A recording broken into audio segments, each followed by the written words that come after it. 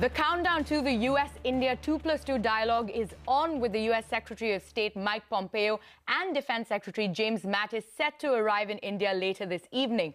Now, ahead of this mega summit, the President of Defense and Aerospace at Tata Sons, Banmali Agrawala, has said that an important beneficiary of the 2+2 dialogue will be business-to-business relations. Now, in an exclusive conversation with CNBC-TV18's Kritika Saxena, Banmali Agrawala added that these talks are expected to especially benefit the defense sector. Take a look. Well, I have with me Mr. Banmali Agrawala to talk a lot about what lies ahead for India-US and what lies ahead for Tatas in terms of defense. Mr. Agrawal, thank you so much for speaking to us. Before we talk specifically about defense and the Tata Group, help us understand how critical are Indian defense companies seeing the 2+2 dialogues. Do you expect things to change on ground after these conversations? And specifically, what are the hurdles that need cleared out right now? Yeah. So first, thank you so much for having me. I think the 2+2 dialogue in the context of Indo-US relationships is one of the important fallouts is going to be the impact on business-to-business relationships between India and US, particularly in the area of defense.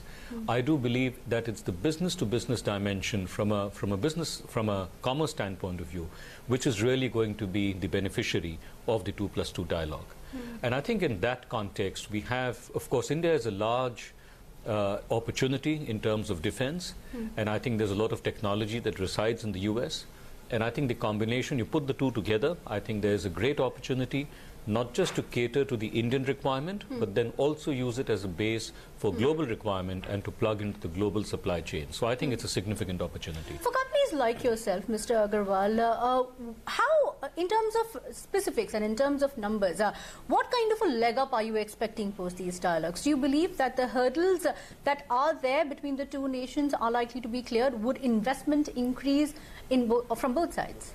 I think so. And I think, one has to first take a longish-term approach towards, when you talk about defense, you have to take a long-term approach. We've been at this now, particularly in the field of aerospace, for the last almost 10 years.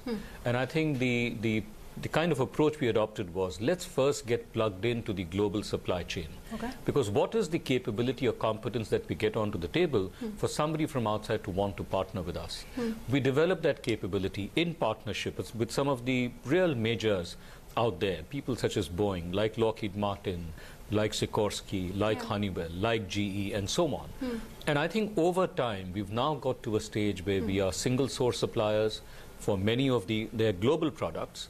We are critical suppliers for many of the global products, and I think we've established our credibility that we have the ability and the wherewithal to kind of fit into into the global scheme of things.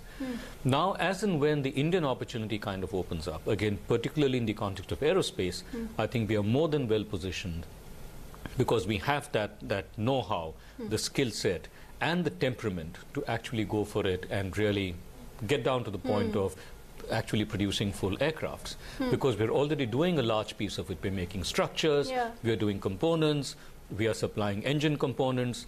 It's just a question of putting it all together, and I think that is something that we certainly will be able to do. Mr. Agrawal, how do you see the strategic partnership model that India has introduced so far? Are companies wary of India's offset policy? Well, I think this will evolve. And I think we know that the offset policy will need some amount of tweaking, because we do know that there is a large number of offsets that have not been utilized. I think we should figure out a way of utilizing, let's say, that commitment that companies have for India. There are various options, there are various ways of doing it, but clearly it's an opportunity, and I think the government's aware of it, and they're trying to approach it in terms of, what can be done to tweak the entire, let's say, the size of the offset opportunity, which is unutilized. But I'd like to make another point, which is, I think Indian industry needs to figure out a way of being globally competitive.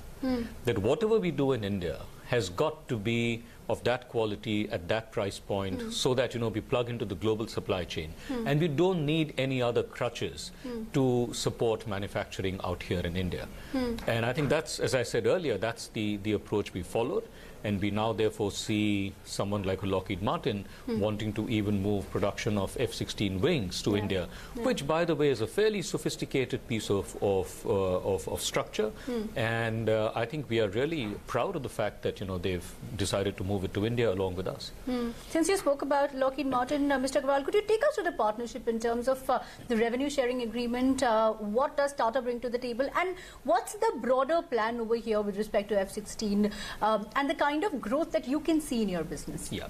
So I wouldn't like to share specifics of what the commercial arrangements are, but I'd just like to say that we started quite some time back. We are into the global supply chain of their larger transport aircrafts, of their helicopters. I'm talking specifically in the context of Lockheed Martin.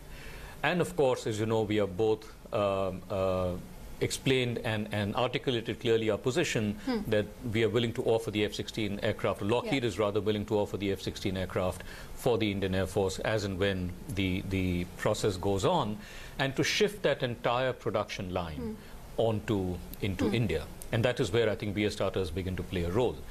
As a prelude, I would say, and this, by the way, has been emphasized by Lockheed Martin in their press release, that irrespective of whatever happens to the larger deal, the sourcing or the manufacture production of wings, F-16 wings in India, is something that we're going to go ahead with. And that is, it's important to recognize that I think F-16 is perhaps one of the most sold fighter aircrafts in the world. Absolutely. It's a very popular aircraft. It is still being sold.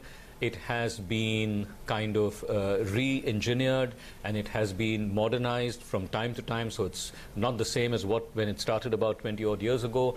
So I think there's a lot of evolution in it. We feel very good about our partnership with Lockheed, and I think we have now built capability to actually seize the larger opportunity as and when it opens up in India.